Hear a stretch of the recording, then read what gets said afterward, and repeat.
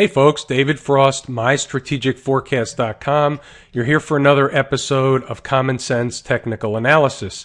Today is Thursday, July 10th, 2014.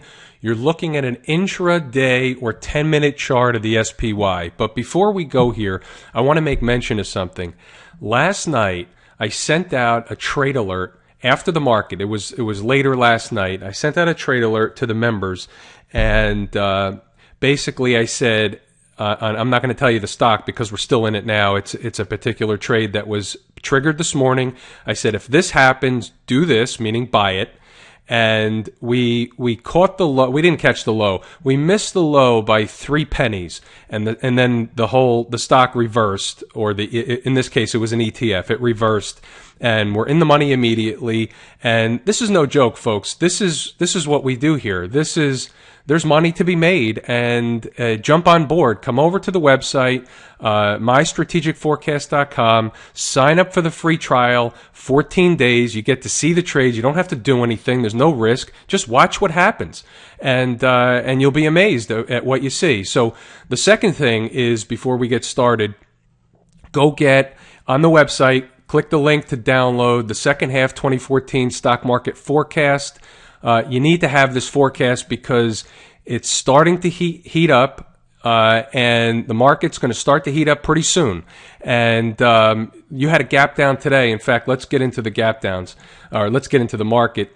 And today, here's a 10-minute chart. So this is yesterday's close. You had a gap down, and then you kind of retraced back all day long, and actually thought for a while there we were going to go positive, or at least come into this gap fill here, but we didn't make it, and then we just sold off a little at the end. But all in all, market gap down. The SPY, or the S&P, gap down 20 points today and only finished down about 8 or so. But check this out. Remember from last night's video, this is the 60-minute chart, or the hourly chart.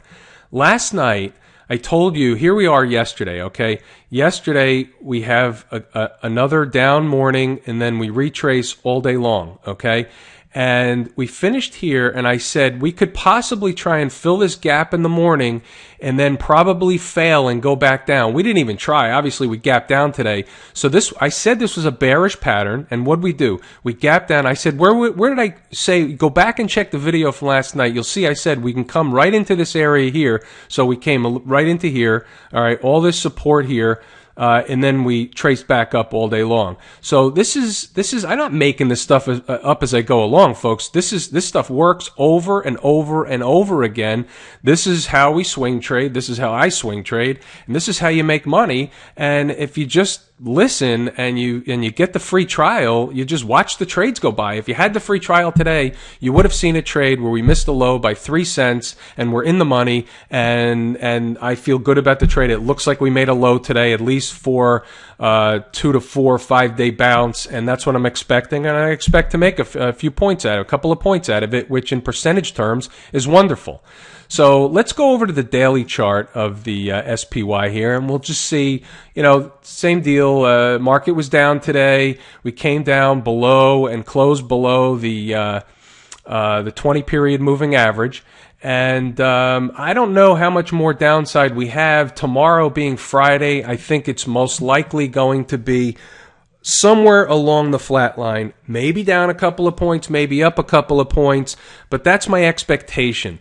What was the catalyst today? Why was the market down? Everybody always wants to know, why is the market down?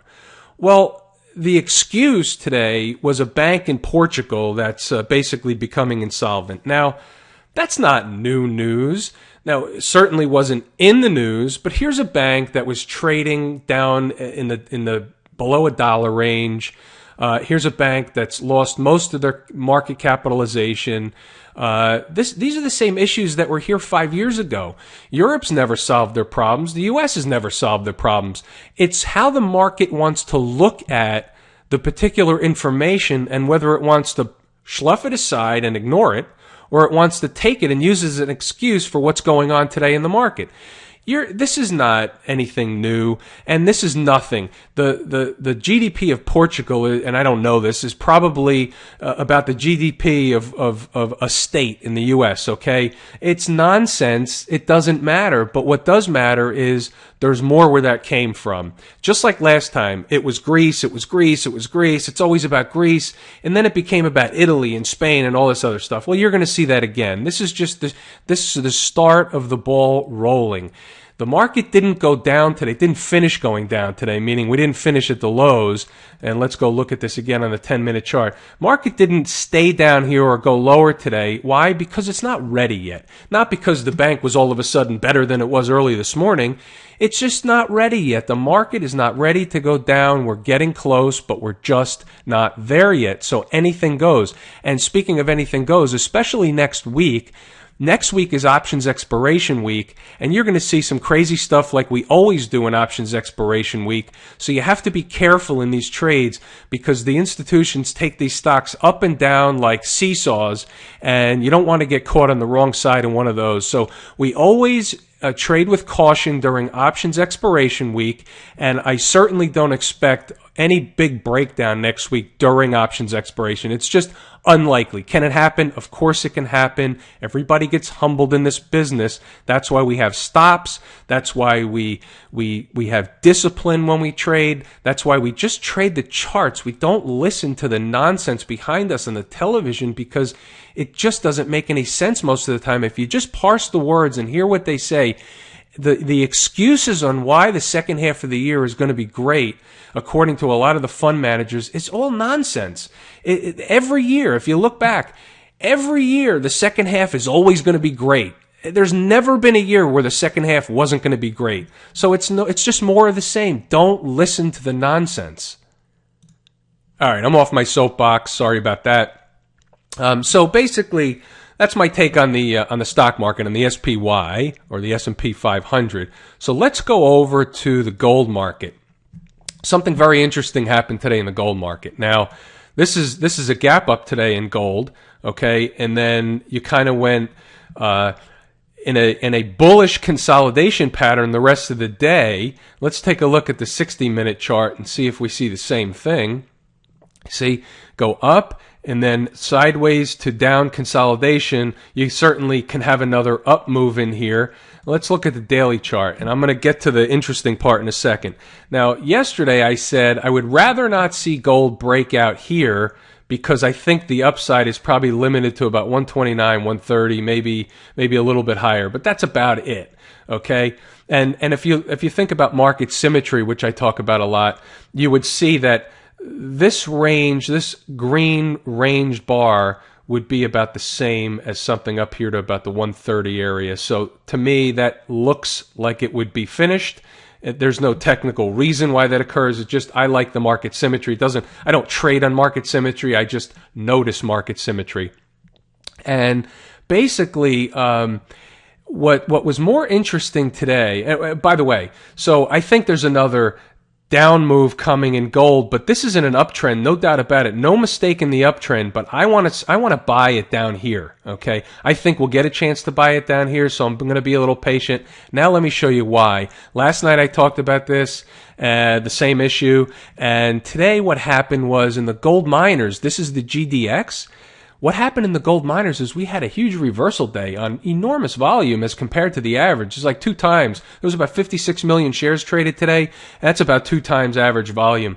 And so what you have here is just look at the intraday. Okay, you have a gap up, and what's this called in the business? Okay, this is called a gap and crap. All right, it just went down all day and finished near the lows. Not on, but close enough for government work anyway, on the lows, near the lows. So if we look at this on a daily basis, if you take a reversal day, under normal circumstances, anything goes, but under normal circumstances, the probabilities go in our favor that there's more downside coming. Now, if there's more downside coming in the gold miners, I can extrapolate from that pretty reasonably that would say more downsides coming for gold before we have more upside. So I don't know whether gold will turn down this week or next week, but certainly I think there's more downside in gold, and that's why I've been patient and waiting. I wouldn't buy it long here, and I certainly wouldn't be short. Forget the short side. We're not doing that. But this trade in the gold, or this chart in the gold miners today, this reversal day, tells me there's more downside coming, and I really want to buy this in here. I want to buy this at 25, 25 and a half, maybe tops 26. That's my target for the GDX, and then we're going to take a ride up at least $10, maybe $12 to $13 from that level. We'll see what happens, but that's what I'm looking at. And now let's go over to the oil market, and here's an interesting one. Oil was up today. It came into a low early on, and then it reversed up, and the crude contract, the futures contract, went down, pierced 102, and then it reversed up. So I think there's some more upside. I think this is another reversal day like we just talked about on GDX right here. And I think there's some more upside in the USO or oil also, and we'll just see how that plays out. What else do we want to look at? Interest rates were a little volatile today. We had a somewhat of a reversal in interest rate. I wouldn't call this a reversal day, but certainly if you look here, this is the TLT. Okay, well, you know what? We don't look at the TLT a lot. Let's look at the interest rates. This is a 10-year. Okay, let's look at the intraday of the 10-year. All right, here we go. So you have down early on with the market being down, and then a mirror image of the market floating up, and interest rates floated up. So right now, at least for the time being, there's a correlation between the stock market and the interest rate market, okay? Just like a few years ago, there was a correlation between the market, the dollar, and gold, okay? If the dollar would go up, the market and gold would go down, and if the dollar was down, gold and the market would go up. And that lasted for a couple of years, and then it dissipated and disappeared. And the funny part is even once in a while, when gold is up, you'll hear one of the morons on television come on and say, why is gold up today? Well, because the dollar's down, or they'll say something like, the reason the dollar's up, the reason gold is down today is because the dollar's up. And that hasn't correlated in like 3 years, but because it did in the past, they assume it always does. Well, that's not the case. So anyway, I think we're going to wrap it there today because it's a little longer than normal, and I gave you what I wanted to talk about.